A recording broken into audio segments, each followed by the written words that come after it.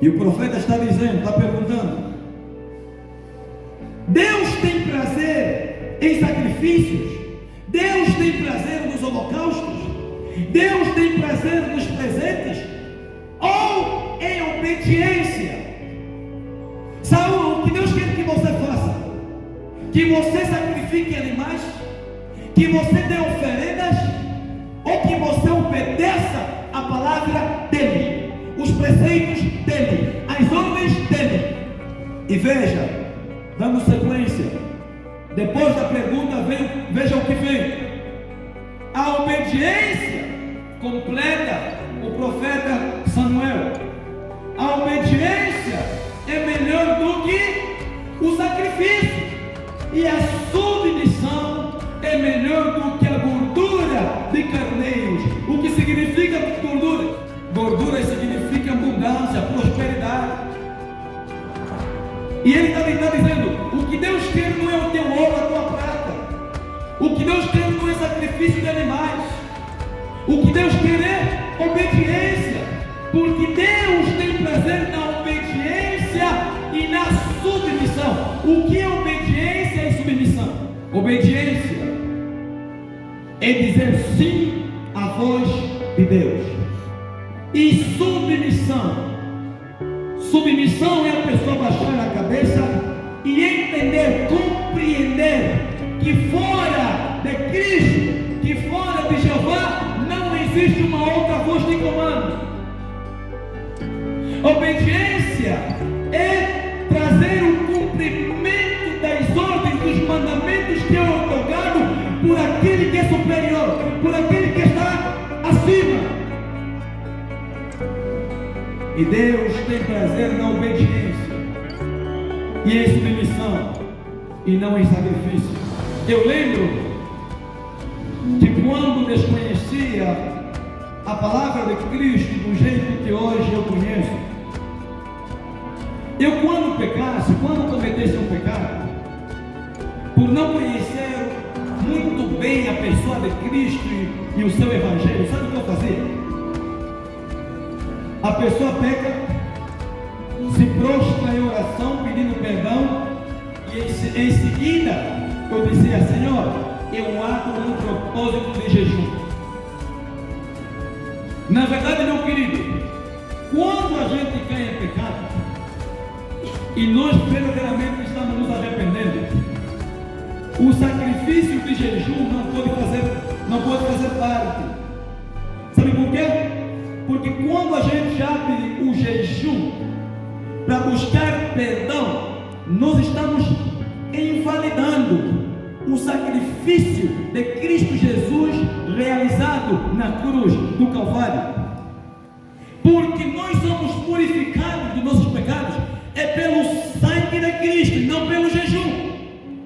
Você entendeu? Não é o jejum que vai trazer, não é o jejum que vai atrair Deus para nos perdoar, mas é o sangue de Cristo que nos purifica de todo o pecado. E há um louvor que diz assim: o sangue de Cristo liberta de todo o pecado, a cruz do Calvário é o começo da nossa vitória, a palavra de Deus é a nossa arma de guerra, e o poder de Deus nos garante a vitória final. É o sangue de Cristo Jesus que nos purifica de todo o pecado. Deus perdoa quando o arrependimento é o quê? É sincero. E Ele fala: com a boca se confessa e com o coração se crê para a salvação. Veja que na orientação de Cristo não entra jejum, é a confissão. E essa confissão tem de vir do mais profundo da alma, do coração. O arrependimento, quando é sincero, quando é genuíno, não necessariamente precisa-se de abrir um jejum, porque o sacrifício de Cristo é suficiente, e é pelo sangue dele, derramado na cruz do Calvário, que nós somos purificados das nossas transgressões e dos nossos pecados. Deus quer obediência e submissão. Fala para o teu irmão: Deus. Fala para o teu irmão, Deus quer obediência. E submissão. Você entendeu? A nossa mensagem hoje é subordinada ao tema: as consequências da rebelião. Diga para o teu irmão: as consequências da rebelião. Sabe qual foi o fecho final da vida do rei Saul? Por causa da desobediência. Lembrem-se que no início eu falei que Cristo Jesus, quando se apresenta para mim na noite, lá na província do Bengo, Cristo falou para mim o seguinte: tudo que eu te dizer para falar, fale, e o que eu te dizer para não falar, não, para que não aconteça o que aconteceu com Saul, pensando que a minha presença era com ele, quando na verdade não era com ele, fazia muito tempo. Qual é o tratamento que Deus aplica a um desobediente? Será que todas as decisões tomadas pelo homem geram alguma consequência? Todas as decisões, quer seja positiva ou negativa, gera. E as consequências podem ser leves, e outras podem ser o quê? Pesadas.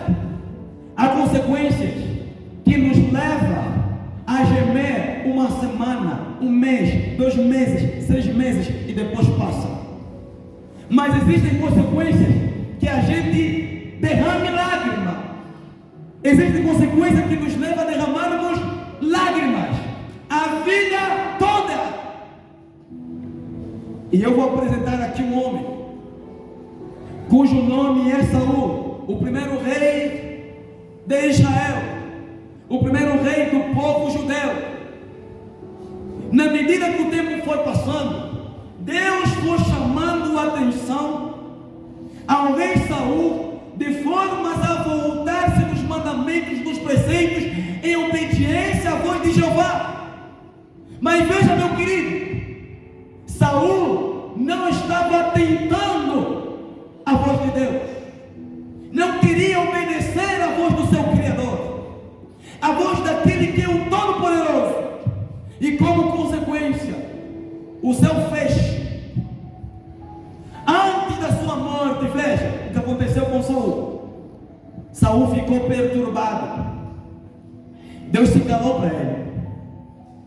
Os profetas se calaram para ele. Ele procurava Deus e não encontrava.